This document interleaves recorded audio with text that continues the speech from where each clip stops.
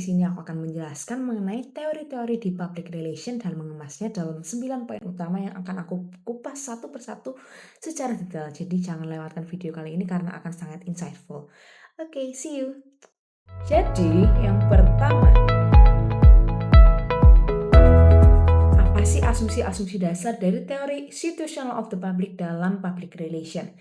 Jadi teori ini tuh dikembangkan oleh James E. Grunick dan teori ini tuh berfokus untuk identifikasi dan segmentasi publik berdasarkan tingkat keterlibatan mereka dalam suatu isu, pengenalan masalah dan kendala yang mereka alami.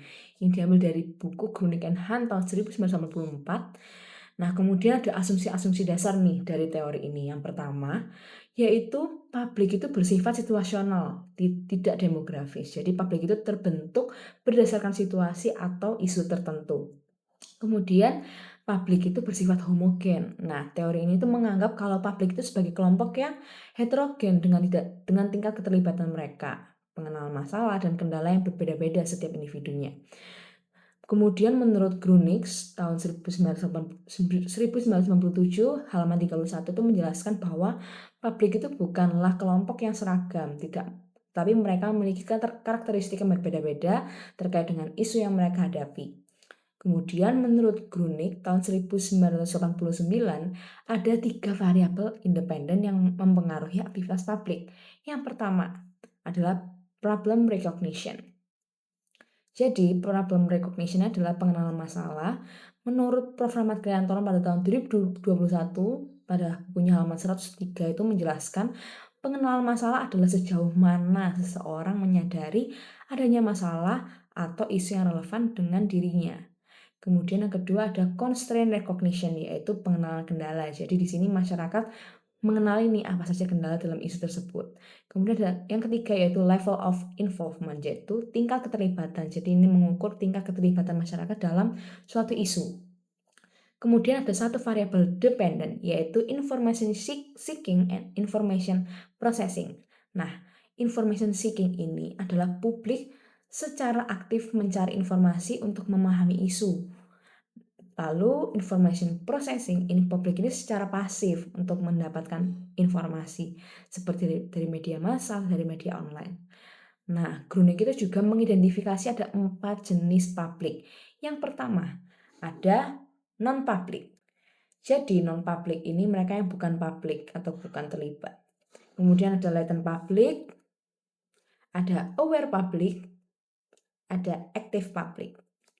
Nah, menurut Prof. Rahmat Kriantono pada tahun 2021 pada bukunya halaman 102, teori situational of the public itu sangat membantu praktisi public relation untuk mengidentifikasi siapa publiknya dan bagaimana strategi komunikasi yang tepat untuk mereka. Lalu yang kedua, teori situational of the public dapat diterapkan dalam penelitian dan dalam praktek loh. Jadi yang dalam penelitian, teori situational of the public ini digunakan untuk memahami dan memprediksi perilaku komunikasi publik serta mengukur efektivitas strategi PR. Jadi cara-cara penerapannya antara lain yang pertama, yaitu identifikasi dan klasifikasi publik. Nah, ini contohnya. Misal, sebuah penelitian mengenai kampanye kesehatan dapat mengukur persepsi masyarakat terhadap risiko penyakit, yaitu pertama berarti pengenalan masalah. Kemudian pengenalan kendalanya yaitu hambatan apa saja dalam mengakses layanan kesehatan.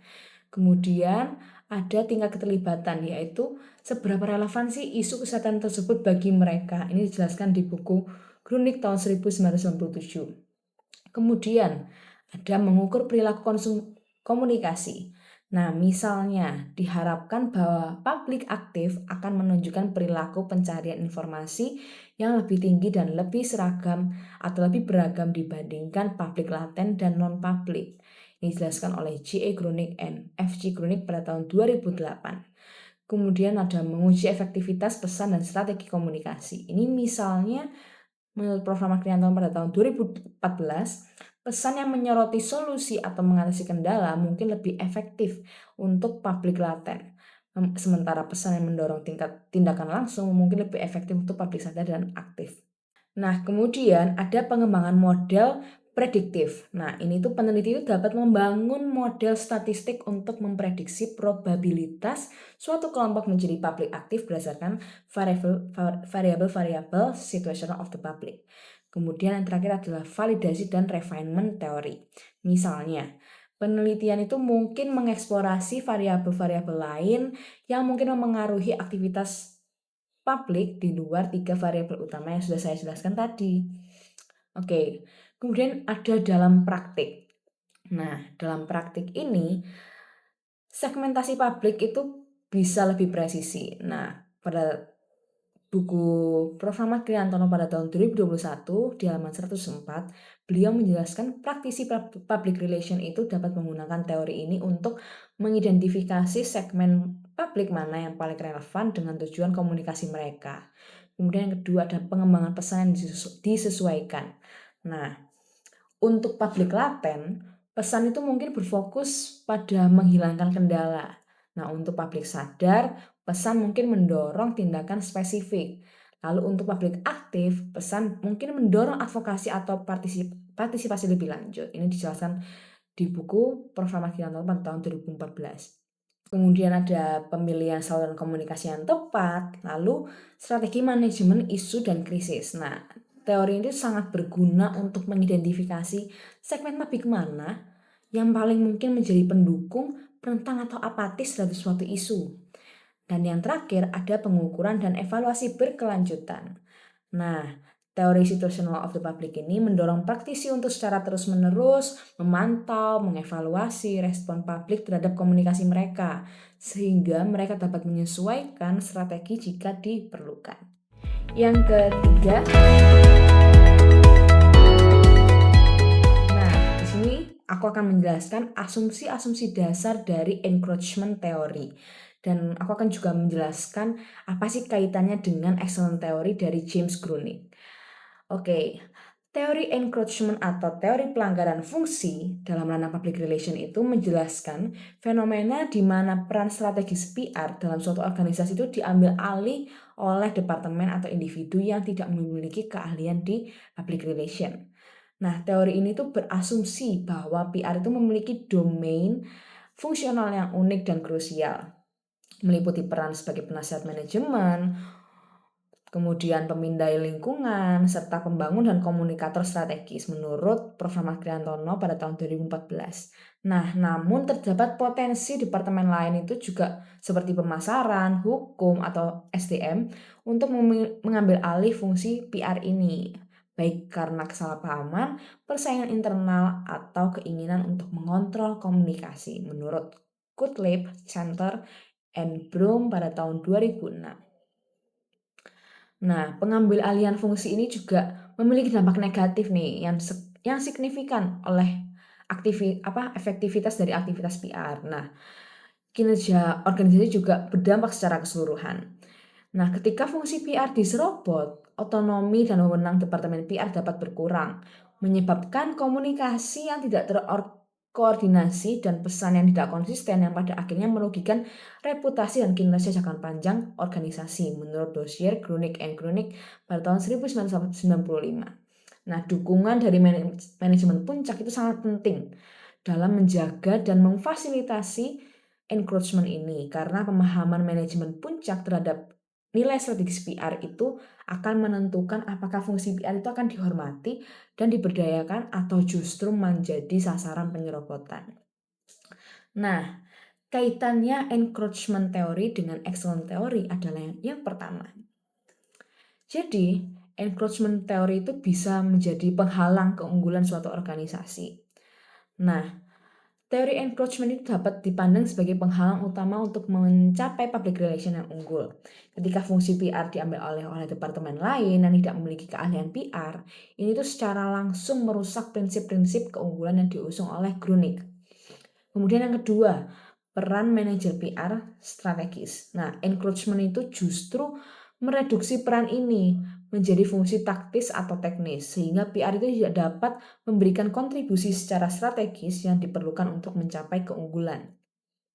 Kemudian yang ketiga ada model komunikasi dua arah, asimetris. Nah, excellent teori ini tuh menganjurkan model komunikasi dua arah simetris, di mana organisasi berusaha mencapai pemahaman bersama dengan publiknya. Nah, jika fungsi PR ini diserobot atau diambil alih oleh departemen yang cenderung menggunakan model satu arah, misalnya persuasif atau propagandis, jadi tujuan komunikasi simetris menjadi sulit dicapai. Kemudian profesionalisme dan keahlian PR. Nah, encroachment itu di sisi lain mengabaikan pentingnya keahlian ini dengan membiarkan non-profesional melakukan pekerjaan PR yang pada akhirnya merugikan kualitas praktik PR dan reputasi organisasi. Kemudian yang terakhir ada nilai PR bagi organisasi. Nah, encroachment teori ini dengan melemahkan fungsi PR justru menghilangkan potensi nilai PR bagi organisasi. Menurut Grunig LE, Grunig JE, and Dozier, pada tahun 2002 dalam bukunya Excellent Public Relation and Effective Organization secara implisit itu menunjukkan bahwa Departemen PR yang berfungsi penuh dan strategis adalah prasyarat untuk kinerja organisasi yang unggul. Ketika fungsi ini diambil alih, kualitas kinerja PR dan kontribusinya terhadap organisasi itu juga akan menurun. Oke, yang keempat. Nah, di sini aku akan menjelaskan cara-cara menerapkan encroachment teori dalam penelitian dan dalam praktik. Yang pertama, dalam konteks penelitian, teori encroachment itu menawarkan lensa yang kuat untuk memahami dinamika internal public relation dalam sebuah organisasi. Nah, kita itu bisa mulai dengan mengidentifikasi dan mengukur seberapa sering sih dan dalam bentuk apa fungsi PR itu diambil alih oleh departemen lain.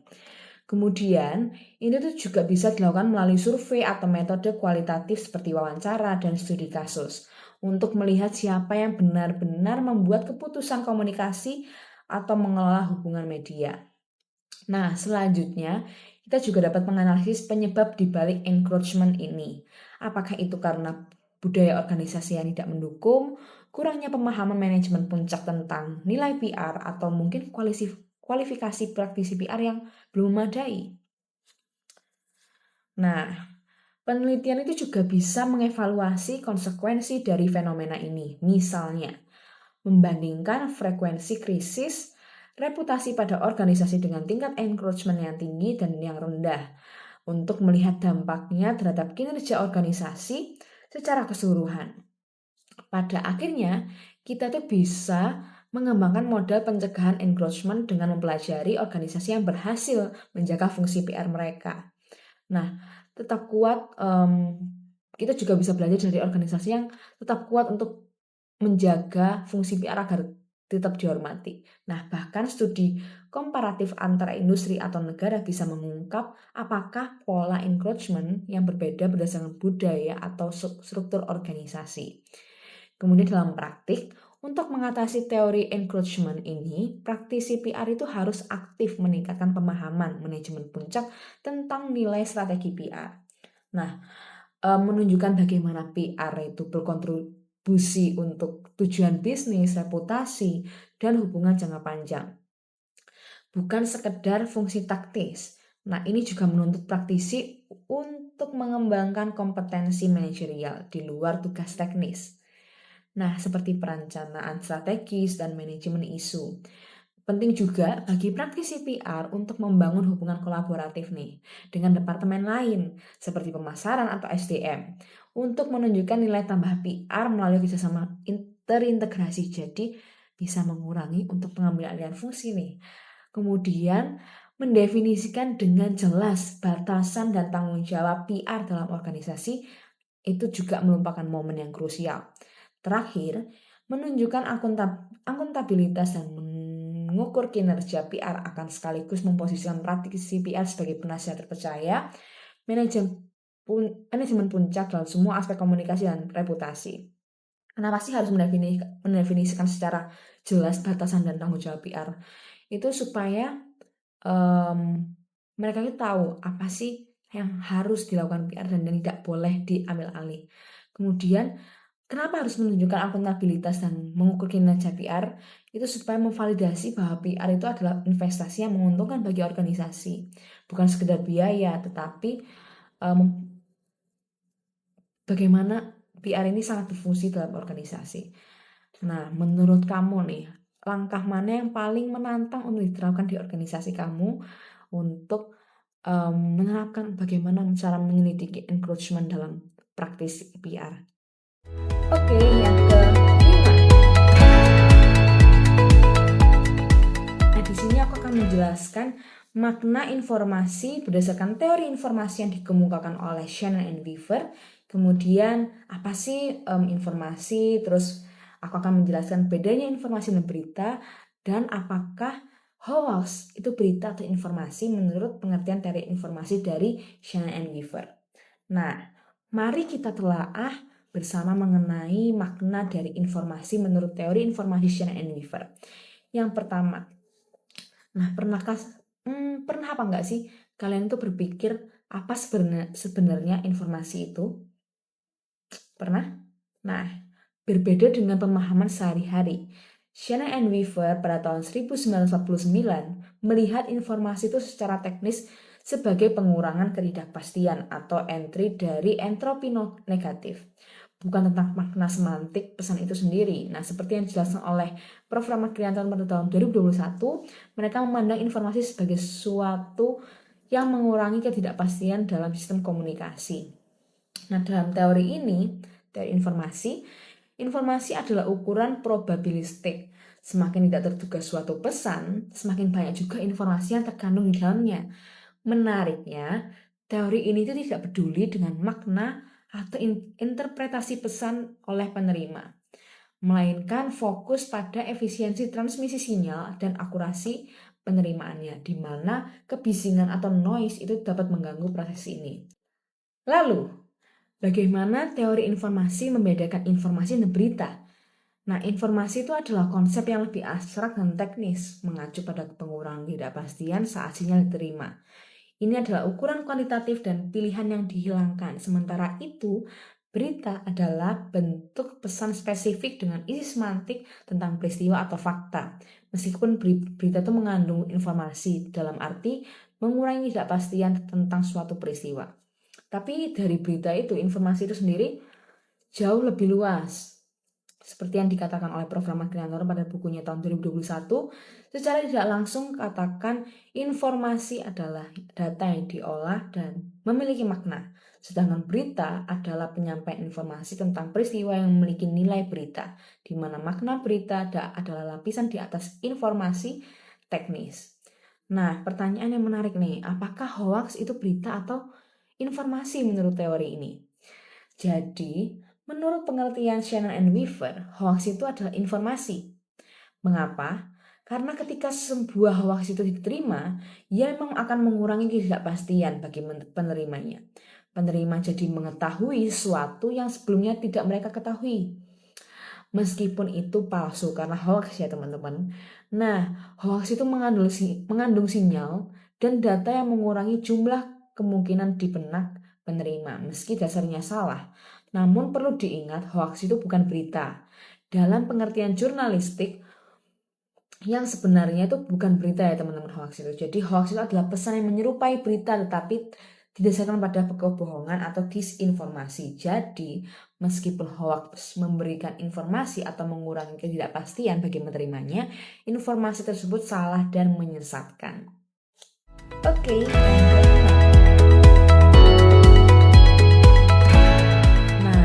Jelaskan atau aku akan menjelaskan nih apa itu metateori public relation, kemudian perkembangan public relation dari entitas praktik menuju entitas kajian ilmiah atau ilmu, termasuk aku juga akan mengaitkan public relation itu sebagai ilmu dan dalam konsep paradigmanya Thomas Kuhn.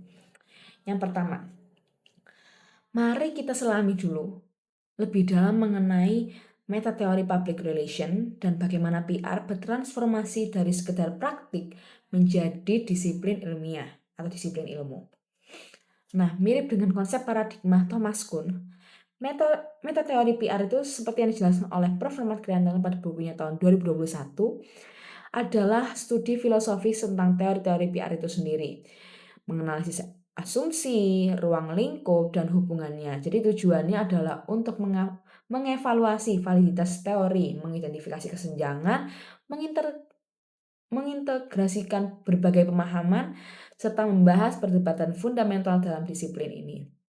Nah, awalnya PR itu muncul sebagai entitas praktik, fokus pada publisitas dan persuasi tanpa landasan teoritis yang kuat seperti yang digambarkan oleh Cutlip, Center and Broom pada tahun 2006.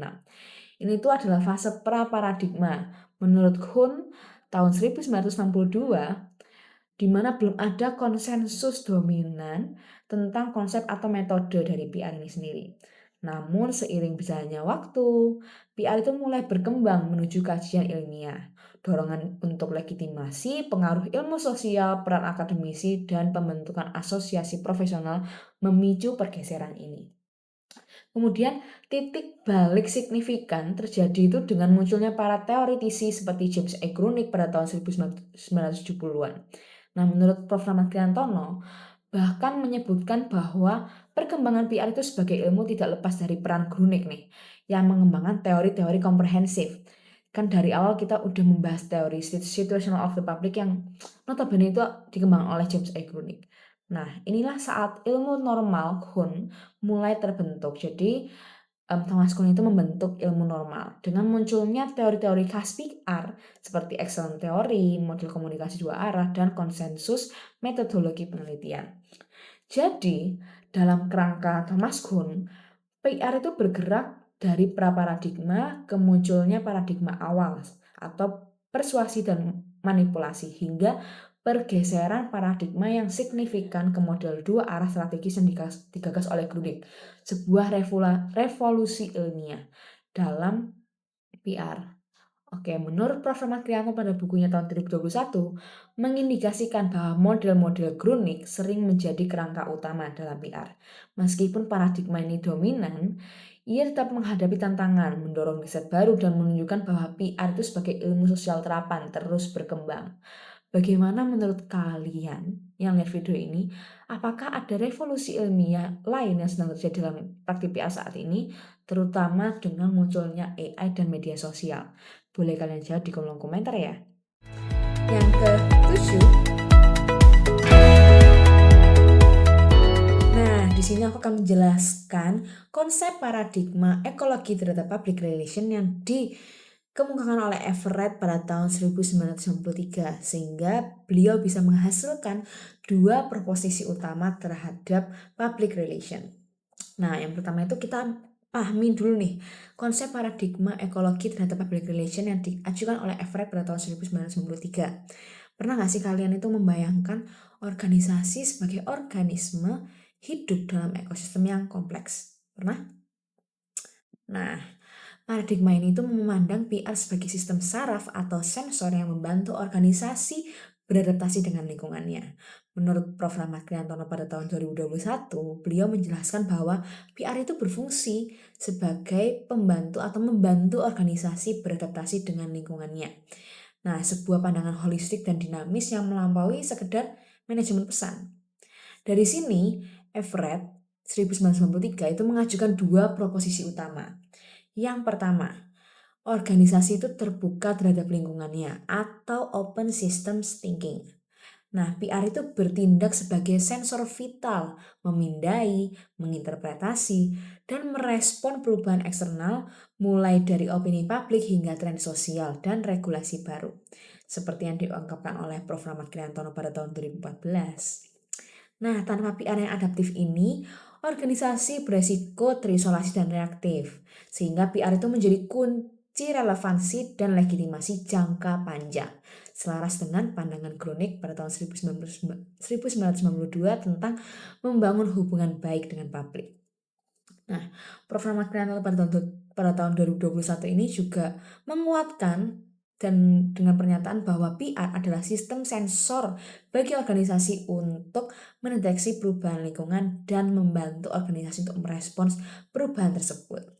Kemudian, proposisi kedua. Nah, ini tuh menekankan bahwa fungsi utama PR atau public relation adalah membantu organisasi untuk beradaptasi dengan lingkungannya atau adaptation and environmental management. Nah, ini tuh berarti PR itu bukan hanya mengelola citra, tetapi memfasilitasi adaptasi strategis organisasi terhadap tekanan dan peluang. Adaptasi ini bersifat dua arah, PR itu membantu organisasi menyesuaikan diri sekaligus berupaya untuk membentuk lingkungan yang menguntungkan. Misalnya, melalui advokasi kebijakan. Nah, dalam pandangan ekologi, PR ini berfokus pada penciptaan keseimbangan antara organisasi dan lingkungannya, membutuhkan pemahaman mendalam tentang pemangku kepentingan dan pengelolaan konflik.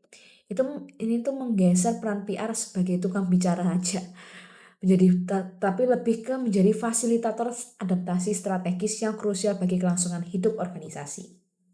Singkatnya, paradigma ekologi Everett ini menempatkan PR pada posisi sentral dalam evolusi organisasi, menegaskan bahwa organisasi itu harus responsif terhadap lingkungannya, dan PR adalah fasilitator utama dalam adaptasi strategis ini. Nah, gimana nih menurut kalian? Apakah paradigma itu sudah sepenuhnya diterapkan dalam praktik PR di organisasi tempat kalian bekerja atau apa yang kalian amati saat ini? Oke,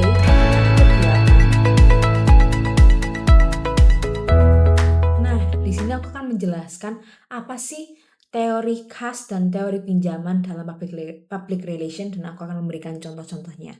Yang pertama, teori khas atau endogenous public relation. Nah, pengertiannya itu yaitu teori khas public relation ini adalah teori-teori yang secara spesifik dikembangkan di dalam atau untuk disiplin public relation itu sendiri. Teori ini muncul dari observasi, penelitian, dan refleksi terhadap praktik dan fenomena PR. Mereka itu dirancang untuk menjelaskan, memprediksi, atau memandu praktik dan manajemen hubungan antara organisasi dan publiknya. Teori-teori ini tuh seringkali membahas konsep-konsep inti yang unik untuk PR, seperti manajemen reputasi, hubungan strategis, atau model-model komunikasi PR lainnya. Contohnya yaitu excellent teori yang sudah kita bahas di poin pertama tadi. Teori keunggulan yaitu oleh James E. Grunick et al. Nah, teori ini adalah contoh klasik dari teori khas PR. Dikembangkan dari studi multitahun, excellent teori berargumen bahwa PR yang unggul adalah fungsi manajemen strategis yang melibatkan komunikasi dua arah simetris, partisipasi dalam pengambilan keputusan, manajemen puncak, dan pengelolaan hubungan. Menurut Prof. Kriantono pada bukunya tahun 2021 mengutip dari Grunick tahun 2001 yang menyatakan bahwa teori keunggulan menjelaskan praktik public relation dan bagaimana organisasi dapat mencapai tujuan mereka melalui komunikasi strategis. Nah, ini adalah teori yang secara inherent dirancang untuk menjelaskan bagaimana Departemen PR harus distrukturkan dan beroperasi untuk memberikan nilai terbaik bagi organisasi. Kemudian yang kedua yaitu teori pinjaman atau exogenous public relation. Nah, teori pinjaman public relation ini adalah teori-teori yang berasal dari disiplin ilmu lain seperti sosiologi, psikologi, komunikasi massa, ekonomi, manajemen, dan lain-lain.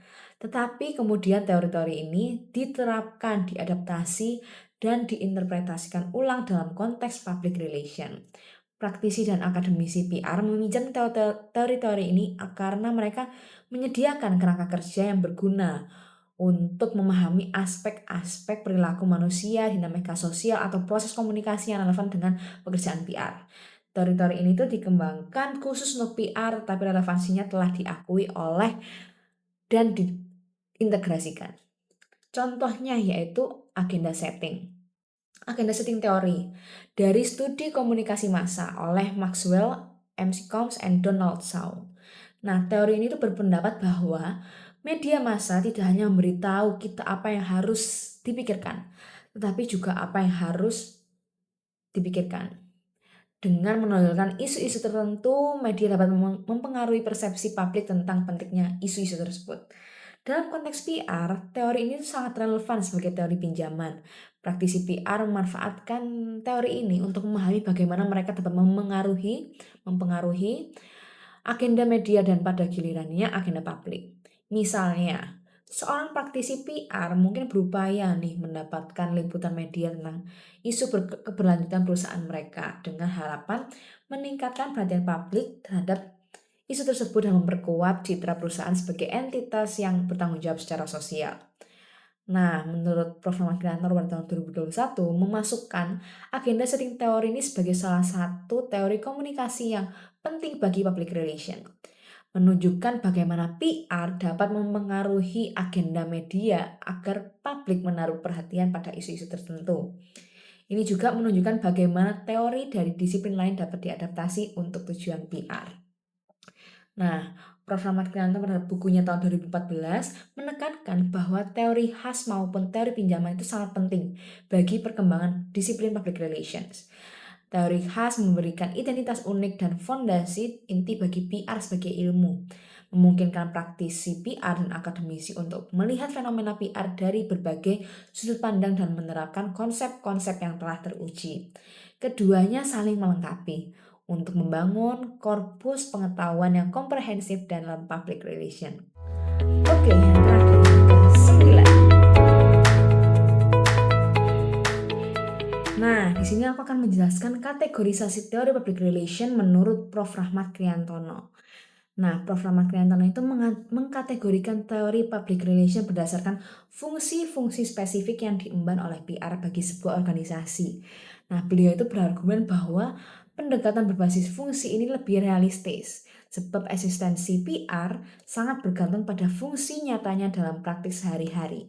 Sementara teori itu berfungsi sebagai representasi dari fenomena dalam aktivitas PR. Nah, penting untuk dicatat bahwa pembagian ini itu tidak bersifat kaku atau mutually exclusive. Teori-teori dalam setiap kategori cenderung cair dan bisa saling berkaitan atau tumpang tindih. Nah, kategorisasi pertama yaitu teori manajemen informasi. Nah, fokus utama dari kategorisasi ini adalah peran PR dalam mengelola dan menyebarkan informasi kepada publik. Nah, teori-teori di dalamnya itu menjelaskan bagaimana organisasi menggunakan informasi seringkali melalui komunikasi satu arah atau upaya untuk membentuk narasi tertentu, untuk mempengaruhi persepsi publik juga tentunya. Nah, dua contoh utama yang sering disebut dalam teori manajemen informasi, kategorisasi dari Prof. Ahmad Kriantono, yaitu teori press agentry atau publisitas dari Grunig and Hahn yang menekankan pada perolehan publisitas maksimal bahkan tanpa memedulikan akurasi penuh, seperti kampanye sensasional ala PT Bandung. Contoh lainnya adalah teori informasi publik, juga dari Grunig and Hahn, yang berfokus pada penyebaran informasi yang akurat dan lengkap. Nah, meskipun komunikasinya tetap searah, seperti penerbitan laporan tahunan perusahaan yang transparan, tetapi teori informasi publik itu tetap akurat dan lengkap. Kemudian kategorisasi kedua, yaitu teori khas public relation. Teori yang khas public relation yaitu intrinsic public relation theories. Nah, ini tuh mencakup teori-teori yang secara khusus dikembangkan dalam disiplin PR itu sendiri, atau yang sangat relevan dengan praktisi PR. Merefleksikan evolusi pemahaman PR dari sekedar persuasi menjadi pembangunan hubungan yang lebih seimbang. Salah satu contoh penting dari teori yang khas public relation ini adalah teori simetris dua arah dari Grunig and Hahn, yang dianggap ideal dalam PR mendorong komunikasi dua arah yang seimbang untuk mencapai pemahaman bersama dan negosiasi yang saling menguntungkan, seperti dialog antara perusahaan dan komunitas lokal. Contoh lainnya adalah teori contingency of accommodation in public relation, yang menyatakan bahwa respon PR itu terhadap isu atau krisis itu bervariasi sepanjang spektrum dari akomodasi penuh hingga advokasi. Tergantung sesuai situasinya sih. Misalnya, bagaimana perusahaan menghadapi boykot produk dengan respon yang adaptif. Selanjutnya yaitu teori komunikasi krisis. Nah, secara spesifik ini membahas bagaimana organisasi itu harus berkomunikasi dan mengelola reputasi mereka selama mengalami krisis. Fungsi PR dalam kategori ini adalah meminimalkan dampak negatif krisis terhadap citra dan hubungan organisasi dengan publik. Contoh yang relevan adalah Situational Crisis Communication Theory atau SCCT dari COMS yang menyarankan strategi respon krisis yang berbeda berdasarkan atribusi tanggung jawab publik terhadap krisis dan jenis krisis yang terjadi, seperti respon restoran terhadap kasus keracunan makanan. Ada pula Image Restoration Theory atau IRT. IRT dari Benoit yang menawarkan berbagai strategi retorika untuk memulihkan citra setelah kesalahan atau tuduhan, misalnya pernyataan publik seorang selebriti yang selebriti yang tersandung skandal. Kategori yang terakhir dari Prof. Ahmad Kriantono adalah teori manajemen organisasi dan produksi. Kategori ini menyoroti PR itu berfungsi secara manajerial yang terintegrasi dalam organisasi, tak terlepas dari upaya memotivasi karyawan, mengelola sumber daya, dan terlibat dalam pengambilan keputusan strategis, serta bagaimana PR merancang dan menyampaikan pesan secara efektif. Contohnya adalah teori sistem dari Gottlieb Center and Brown yang memandang organisasi itu sebagai sistem terbuka yang berinteraksi dengan lingkungannya. Dengan PR berfungsi membantu adaptasi dan menjaga hubungan harmonis, seperti kondisi tim PR dengan HR selama restrukturasi perusahaan. Contoh lain dari teori manajemen organisasi dan produksi adalah teori Elaborate Likelihood Model atau ILM dari Patty and Cacioppo dalam konteks PR yang menjelaskan bagaimana pesan itu dapat mempengaruhi sikap publik melalui jalur sentral atau argumen rasional atau periferal, yaitu isyarat non-argumen. Relevan untuk produksi pesan persuasif dalam kampanye kesehatan. Saya sangat setuju dengan kategorisasi yang diusulkan oleh Prof. Rahmat Kriantono. Karena pendekatannya itu berbasis fungsi yang sangat praktis dan relevan dengan realitas praktik PR, memberikan pemahaman konkret tentang peran PR. Selain itu, pengakuan akan sifat interdisipliner dan konsep cair dari teori-teori PR menunjukkan pemahaman yang mendalam tentang kompleksitas bidang PR ini. Dan dengan konsep cair itu menghindari pengkotak-kotakan kaku yang tidak sesuai dengan dinamika PR yang sesungguhnya. Kategorisasi ini juga memudahkan analisis dan aplikasi teori dalam praktik, serta merefleksikan evolusi historis PR dari pendekatan sederhana ke yang lebih kompleks dan strategis. Dan secara keseluruhan, ini adalah kerangka yang paling pragmatis, inklusif, dan sangat relevan untuk studi serta praktik public relation. Sekian dari saya Ima Aprilia, semoga apa yang saya sampaikan melalui 9 poin utama tadi tentang teori PR sangat berguna untuk kalian ke depannya. Dan goodbye, terima kasih.